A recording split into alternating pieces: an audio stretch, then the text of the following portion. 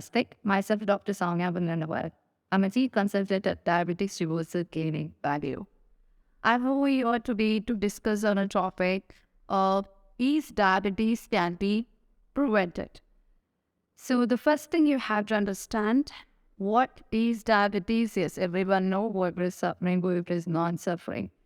Basically, you have to understand what kind of diabetes can be prevented.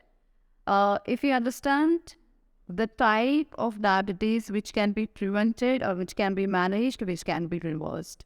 Unless you don't understand that, you just can't randomly follow something, either the time shift that I invite you to diabetes, because diabetes has become no more, it is a kind of a hereditary at all, because it also comes under a metabolic disorder, it also comes under a lifestyle disorder, it is also listed into a autoimmune. So it is like there are many other systems which is getting involved, and everyone who is suffering from one or the other kind of that diseases are ending up with the diabetes. So it has become like a secondary also. So a primary positive factor could be any other autoimmune disease, but later on that is leading them to diabetes. Anyways, that I spoke about that induced diabetes in my another video, like drug-induced diabetes. There are many other induced types of diabetes. So coming back to diabetes can be prevented. Yes, it can be prevented. In the case of type 1 diabetes, I won't be able to tell you exactly by removing so on and so protocols you can prevent your diabetes. There is no answer set in that, because let's say like whenever your insulin production in your pancreas itself has stopped, or it has really come down to a very minimal correction, then we will be able to see that diabetes can be prevented. Because type 1 is that where your body or your pancreas is not able to produce or synthesize the insulin anymore. And definitely, so it is not exactly insulin resistance. The production itself is cut down in type 1 diabetes. So coming to type 2 diabetes, where then there are two things could happen. One is the insulin production is decreasing, but not like it has stopped or completely less, like a type 1. Or the other variability into it is there is a insulin resistance. So we generally, and I've also spoke about a C-peptide secretion, and there is a test to know how much C-peptide is present in your body. Depending on that, we will be able to see. So coming back to type 2 diabetes, type 2 diabetes can be prevented, provided, first of all, you have to understand, are you a risk factor to get that type 2 diabetes? Especially on, like I would say, you have to question yourself, are you a prone person to get type 2 diabetes? So if you ask me what exactly I mean when you're prone, first thing is you have to analyze your lifestyle.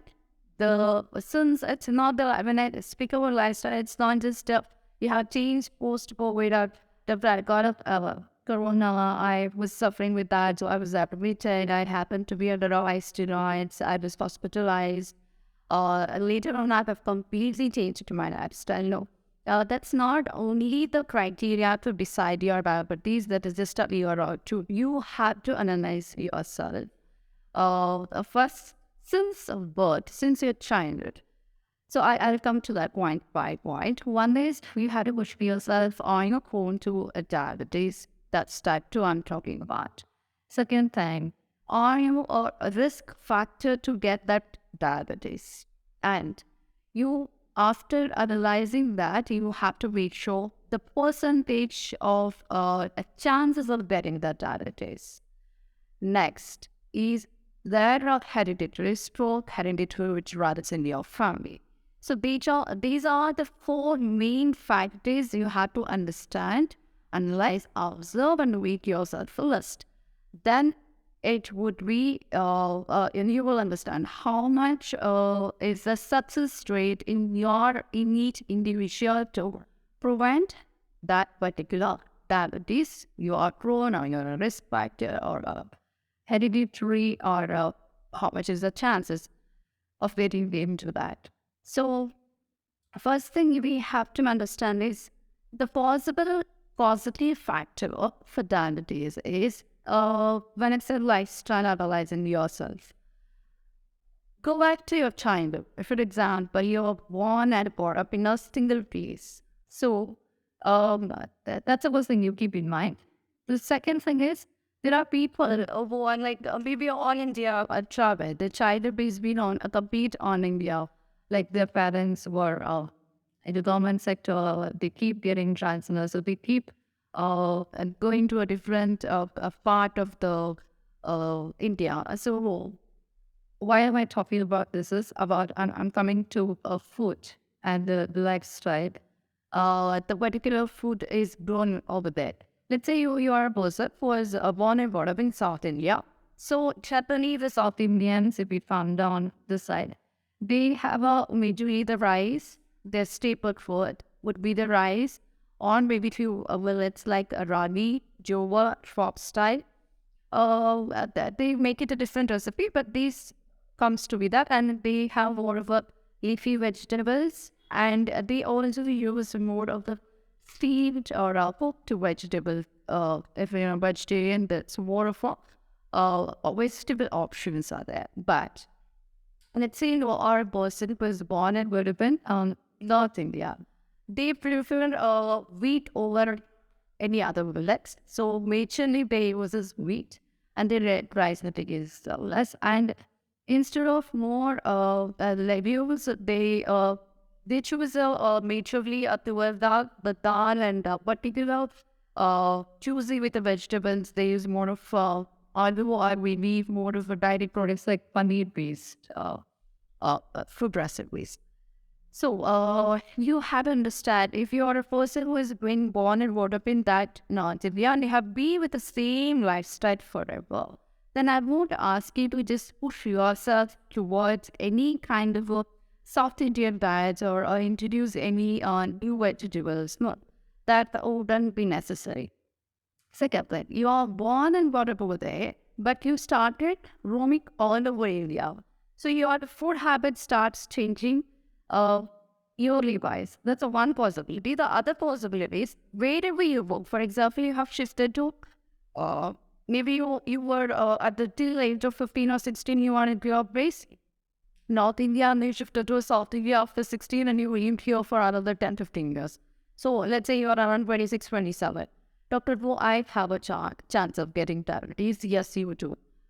Provided you have analyzed yourself, because you have come to South India and you are not trying to have a staple food or the food which is grown in this climate or this soil.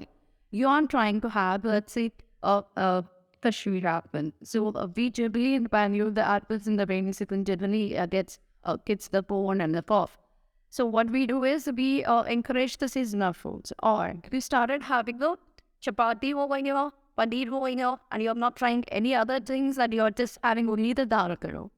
So yes, you are trying, your body is trying to accommodate and digest. I mean, your body is being so beautifully designed to digest and eat according to that particular climate, whether you live in. So the water taken to grow a ragi is different. The water consumption to grow a rice is different. Wheat would be lesser water consumption. So when you have a wheat, we call in Ayurveda, it's a more of a roksha. So it might cause your dryness, but you're staying in Bangalore, you're trying to get a dry food. And the season over here during the winter will be more dry. So I'm completely confusing my metabolic system. That's the major thing you have to understand before you try talk about this prevention of diabetes. So you have to analyze your individual body in so depth. You have to go back 10 years from childhood, okay? So once you understand what I have done, the second common category I have to speak is about the post-corona. Like the post-COVID, many people have started having this healthy lifestyle or to lose weight. Many have adopted many keto diets or intermittent fasting. And I happened to be there like 16, 17 years old. Okay, it was like, he said, doctor, okay, I can follow your diet, but can I cut your mind? I said, okay. Is that any particular doctor has advised you to do that? How? He says, no. Then why didn't you start it? No, I have done my YouTube Google research, and I know that won't get me to proper health. That there is nothing called, see, there is only two things. One is health or ill health. So you are having a arogya or anarogya. If you are any deviation from the health, then you are sick. So you are into soundnesses. So it cannot just provide you a health on that. Anyways. So once you understand your from the childhood what kind of food habits and the lifestyle you have born and brought up, and have you changed like this, or have you confused your body over years by staying in this particular area, and I'm not trying to have that particular staple food, but I'm pushing to the other areas for. So that can happen as well. And the next screening I would say is like post-corona or post any particular disease that have just changed drastically. For example, I was having a very sedentary lifestyle, and since that year, I go to gym, I work out every day. Like a person who has never worked out 30 years in his life, he started working out every day. Within like a 30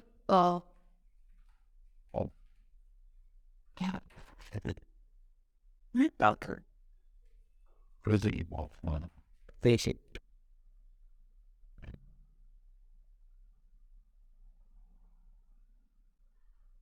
So once you are able to understand that you have so on and so on, pros and so on and so forth, then comes to be like, is there a strong hereditary in your family? Like my parents had it, my siblings had it, my grandparents had it. So maybe your parents or siblings had it. So it is like everybody is turning out to be diabetes maybe after 35 or after 45 years. Then you have to understand, yes, it is a strong hereditary in my family. Then I also have a chance of it. So that's a one more screening you have to do. So if at all, now if you're coming around, if at all, if it is like, yes, you are no prone, yes, are you respectful, yes, is there a strong hereditary in your family, yes. If all these things, all the answers are yes, then yes, you have to be careful. And if it is a type 2 diabetes, definitely you can prevent it. So for the prevention, the chances to decide, these are all things matter. So once I'm able to understand all these things in depth, then I'll be able to work on the prevention. So coming to our prevention part, so Dr. What Sagi I have to do? So here you have to categorize your son, let's say category A, category B. The category A is like he's a person who is born and brought up in the same place, and he has a complete throughout his 20 or 30 years the same lifestyle, and he's still existing in the same lifestyle. Then yes, there is a no much pressure on that category. The category B is like they had gone through a very drastic changes in their lifestyle. Like maybe they had a very hard-working lifestyle, and they became sedentary, or they had very sedentary lifestyle and they suddenly started a hard-working. These people have to be more carefully because they have more chances of getting it on. That it is. So for the both of them, category A or B, the intensity of lifestyle or whatever the change is required to do the prevention, I'm going to tell you now. The intensity varies. That will be dependent, depends on the particular individual. So generally talking, the first correction I would say is about the diet. So when I talk about the diet, the major thing is food selection and having it on time, and the mistakes whatever I was doing with my food. So I would suggest you to introduce anything new to your food. You just have to be careful. See, there are three building blocks for your body. It requires proteins, it requires carbs, plus energy, more of glucose, and it requires sugar, fructose, or glucose. So all these three things, are the basic building blocks of your body. Your body needs all the three things to survive. In that, the first thing is protein. So you have to always choose. I say to my patients, you should always choose proteins for your breakfast. So whatever the proteins you want to give, try to take it for your breakfast. Or whatever the carbs along with the proteins you are taking for your lunch, the lunch should be very light or easily digestible sugar or fructose, maybe fruits or light vegetables that you should give it for your dinner. That's the first thing. Second thing is, this is like the food selection, what you have to do. The second thing is the type of food intake. So generally they ask, if by the time I finish my work, I end up having my dinner at 10. No, you can't. I keep my patients eat 1 to 8. But if you could really do it like 7 o'clock, 2 o'clock, 7 o'clock, that is a very ideal time. In fact, when seeing it, you should have your dinner before the sun sets. The Surya nice working holidays. That is also a perfect time. Anyways, so if you don't have a person who have erratic food timings, the first thing is you have to correct your food times. That should not be a problem. That can be if you're in North India, so India, anyway, the food timings is very, very important. And I have also spoke about this Ahara Kala, which is, and Aushadha Kala, which is explained in Ayurveda and by other videos. So you can check into that as well.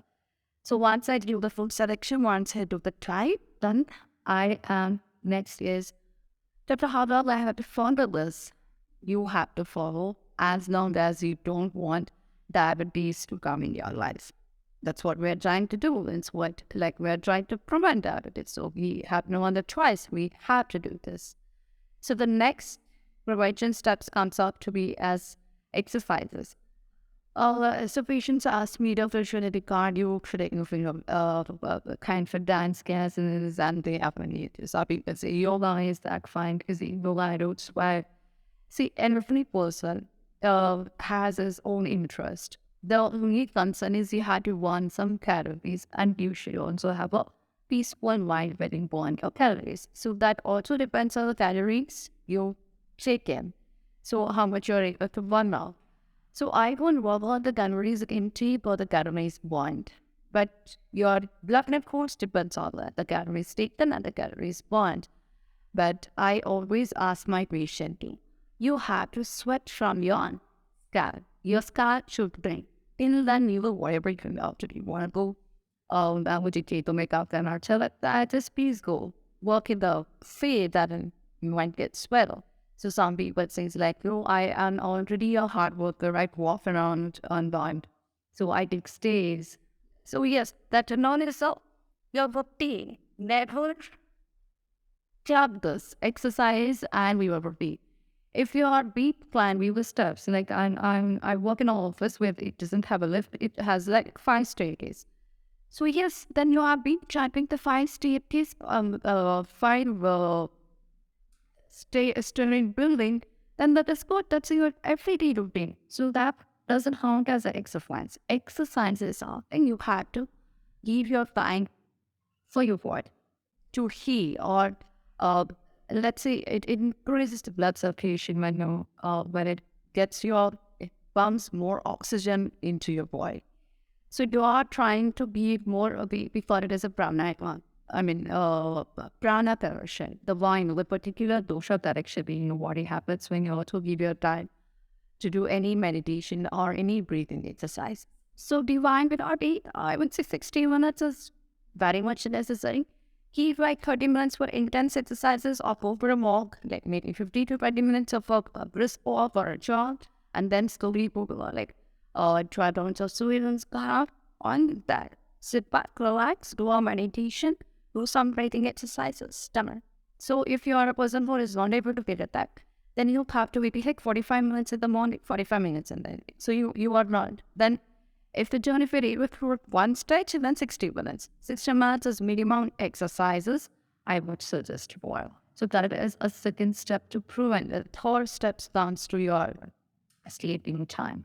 Sleeping time is very, very important. For example, let's say you have your dinner at 8 o'clock at night and you kept yourself up. You're not doing anything else, but your brain is working on gadgets or are doing something till 12:31 hours. So until and unless your brain doesn't sleep, all other hours has to work. It cannot shut because your brain told me it's energy. What is energy? Glucose. Glucose started burning. So post 8 o'clock, I am gonna fast for almost 12 hours. If I had my dinner at 8, morning tea 8, I will be eating anything. I'm not going to any glucose to my body. And then I spoke about the liver keeping your energy, the form of glycogen and storing it, releasing it.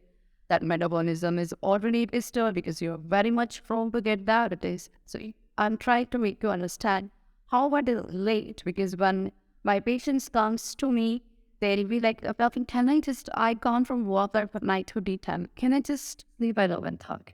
But then at this, oh, Barbie, if you bargain, then you are not talking about prevention of it. I would say get a body in the morning for your problem. If your work needs that, then you finish off with the works there. And you finish your 8 o'clock dinner at your office or howsoever you want. See, it depends. If you guys really want to prevent it and go on end up with a really diabetes or any diabetic complication, then you have no other choice for the prevention. The top step is the sleep time. What I spoke about is a diet, and then it comes to be exercises, and then comes to sleep hours. And I will say this, there are a few more lifestyle changes, like if you're weak or really having any habits like alcoholism, you want to stop it altogether once, make it slow. Reduce it, better, try to stop. Or if you're a social drinker, then you reduce your frequency of tea. For example, I'm having it down for monthly once, have it 2 months once. So try to reduce the frequency gradually. That would also help.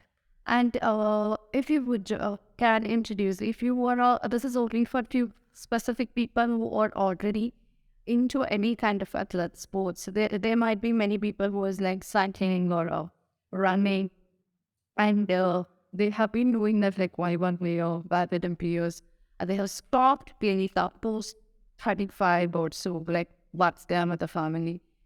Guys, you are also very much prone to get into diabetes, so you have to make sure that you are trying to restart that. Or if you are really not taken up more than a 2 years or 3 years break, then starting it. So if you want to make it a new hobby of your cycling or something, don't push yourself certainly drastically. Start cycling for a kilometer, then make it a 2 kilometer. Take a month or 2 months. If you do this for 1 month kilometer, but that's fine. Slow progression. And if you want to adopt to do it like weekly 3 times, is also okay, depending on like your mind schedule and all. But never stress out.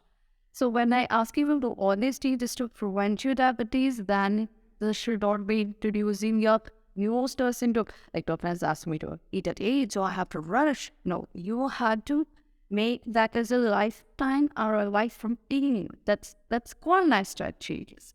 So changes will not happen just overnight. So if you have to do it very slow, gradually, then yes. So I think that Gaurav almost all the points how we went, and how to analyze you are prone to diabetes. So this is about how can we prevent diabetes. So I have also spoke about the diet, exercises in my many other videos. Thank you.